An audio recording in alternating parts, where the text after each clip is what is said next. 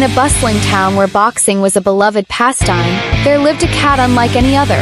Max wasn't your ordinary couch-loving feline.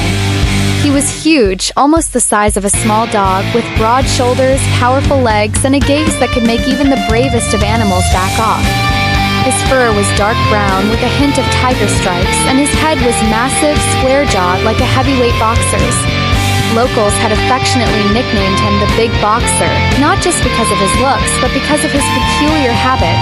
He loved punching. Max had developed an unusual routine. Every morning, he'd sneak out of his owner's house and make his way to the local boxing gym. The gym was run by Old Man Terry, a retired boxer with a soft spot for the eccentric.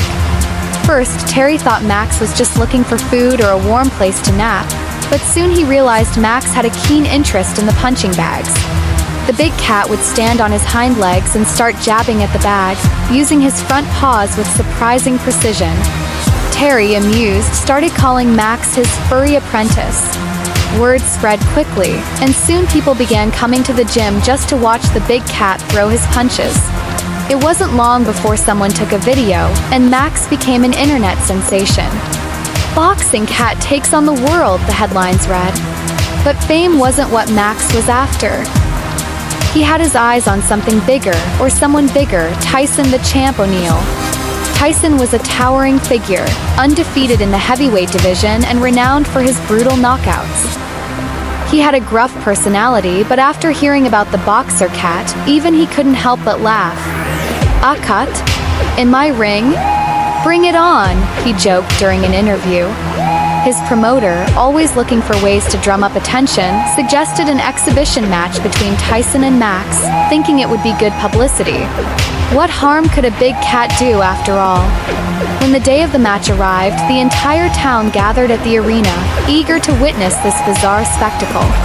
Max, his coat gleaming under the lights, padded confidently into the ring.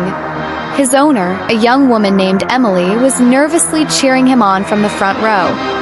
"You've got this, Max," she shouted. Max glanced at her, his eyes determined.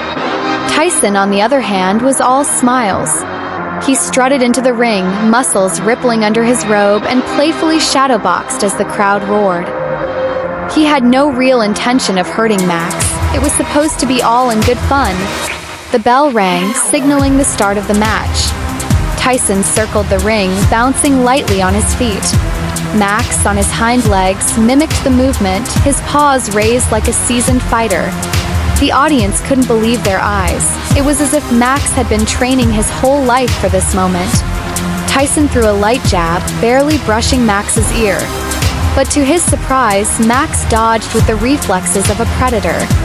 Then came Max's counterattack.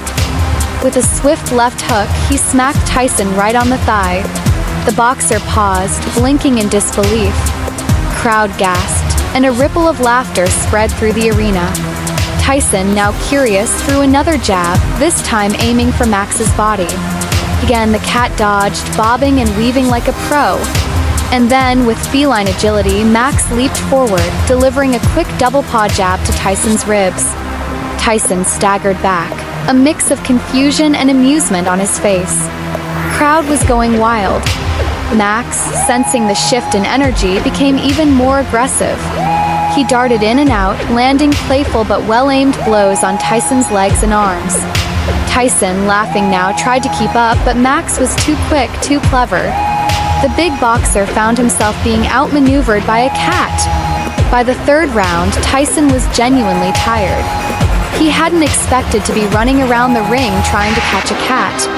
Max, however, showed no signs of slowing down.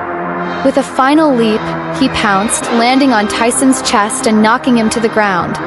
Tyson's eyes widened as he hit the mat, and the referee began the count. 1, 2, 3, the crowd was chanting along, unable to believe what they were witnessing. 7, 8, 9, 10. Max sat triumphantly on Tyson's chest as the referee raised his paw in victory. Crowd erupted into cheers. Tyson, still lying on the ground, chuckled and shook his head. "I can't believe I just lost to a cat," he said, standing up and giving Max a respectful nod.